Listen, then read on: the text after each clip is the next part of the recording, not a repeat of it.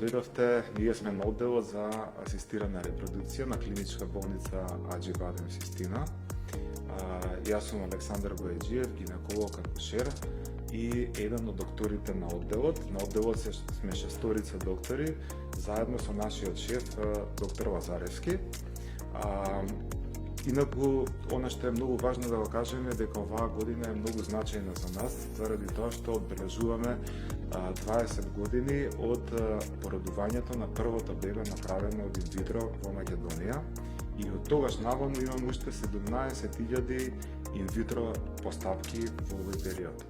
Постојано во овие години го надоградуваме, го унапредуваме процесот, ги имплементираме сите најнови достигнувања во процесите на инвитро поставките и ги следиме светски реномираните инвитро центри, а и исто така и успешноста наша е на ниво или на сличен процент како светски референтните центри. Голем број од пациентите во Македонија, односно паровите во Македонија го препознаваат и токму заради тоа најголем дел од паровите го избираат нашиот центар со цел да дојдат до потомство.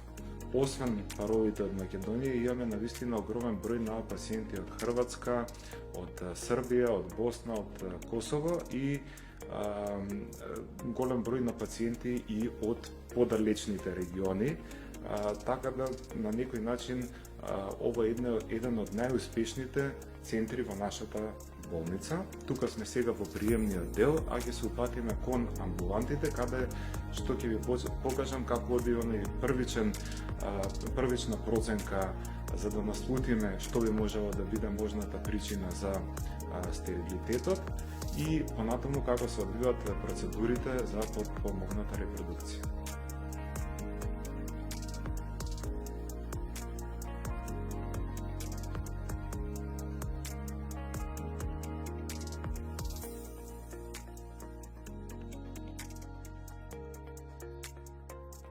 Овдека сме сега во гинеколошките амбуланти на одделот за асистирана репродукција. Тука е она првична проценка што е многу важна кај нашите пациенти. Значи, најпрво треба да се запознаеме со целата претходна историја, дали имаат редовни циклуси, дали имаат претходни бременности, операции, значи се она што би можело да ни даде некаков осет за тоа што би можело да е причината за неплодноста. Откако ќе ги собереме сите тие важни податоци, потоа пристапуваме на ултразвучниот преглед, а ултразвукот е златен стандард во откривање на сите оние проблеми, гинеколошки состојби што можат да се појават во телото на жената. Со ултразвучниот преглед сето тоа го гледаме, го откриваме, ја гледаме матката, јајниците, сето тоа што ни е важно и откога ќе ги собереме и тие податоци, потоа пристапуваме на оној процес што се вика на дополнителни исследувања. Тоа се спермограмот, каде што се анализира квалитетот на спермата на партнерот и анализа на хормоните кои што ни даваат увид во хормонскиот статус на пациентката. И исто така имаме и други анализи кои што ги правиме, тоа се HSG, кои што ги се исследуваат каналите на матката дали се добри, а и сите оние други микроинвазивни техники како гистероскопија, лапароскопија, значи каде што со камера ги гледаме внатрешноста на матката или внатрешноста од стомакот, но сепак тоа се прави таму каде што има потреба. Во секој случај ќе кажам една статистика, бидејќи имаме пациенти кои што премногу брзаат да дојдат до бременност, односно после 1 или 2 месеци обидување. Значи, од друга страна има пациенти па што премногу долго чекаат и ќе го пропуштат онај период кога се уште квалитетни јајцеклетките и кога се фактички најплодни.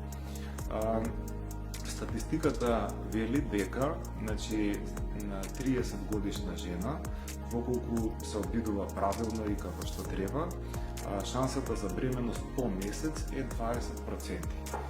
што значи дека останатите 80% ќе треба да се обидат во следните месеци. Тоа е за 30 годишна жена.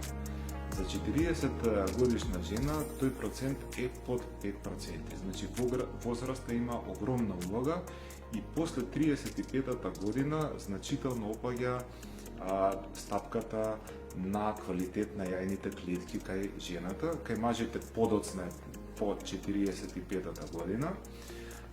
Она што е исто така важно, дека во рок од една година 87% од паровите кои што се обидуваат да дојдат до потомство ќе го направат тоа, а во втората година од обидувањето до ние што останале само уште 7% ќе дојдат до бременост. Затоа и границата една година ако нема значи бременост да се почне со испитување. Ова збориме за жени до 30 годишна возраст. Во повозрастните жени, значи на 35, особено на 40 години, треба веднаш да се почне со исследување.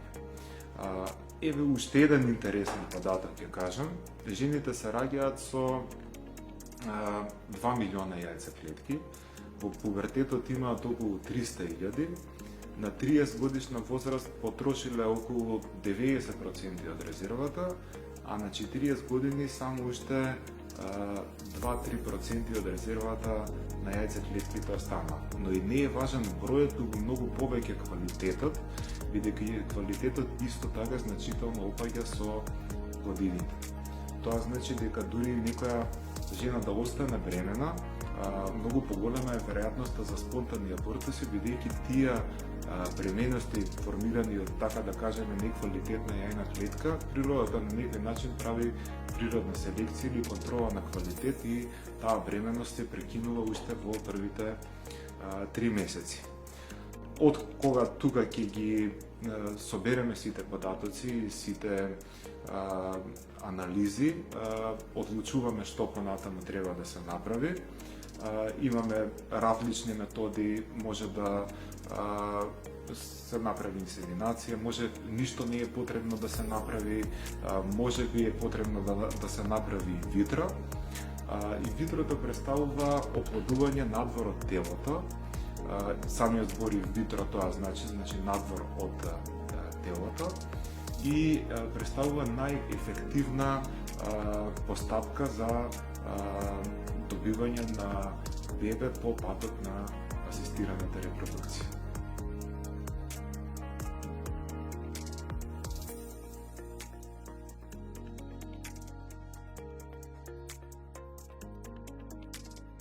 Значи, ова е просторијата каде што правиме пункција на фоликули и аспирација на јајни клетки во процесот на инвитро фертилизација.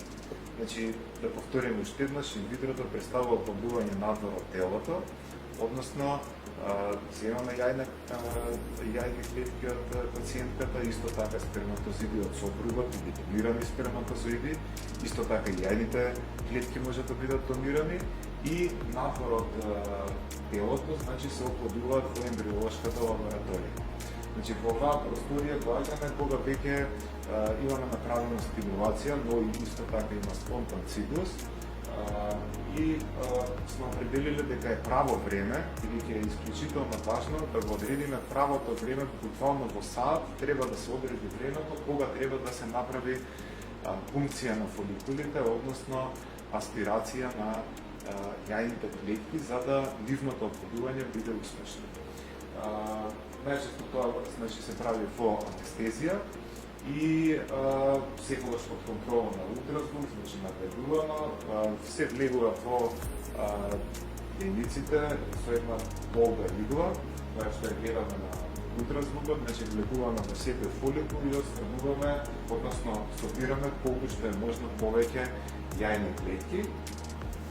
Веднаш до нас, односно до гинекологот стои ембриологот, кој веднаш ги превзема тие јајни клетки и на микроскопот во ембриолошката лабораторија паралелно следи колку јајни клетки сме добива. Значи, бројот на јајните клетки е исклучително важен, бидејќи не значи дека сите јајни клетки ќе се оплодат и затоа е важно да добиеме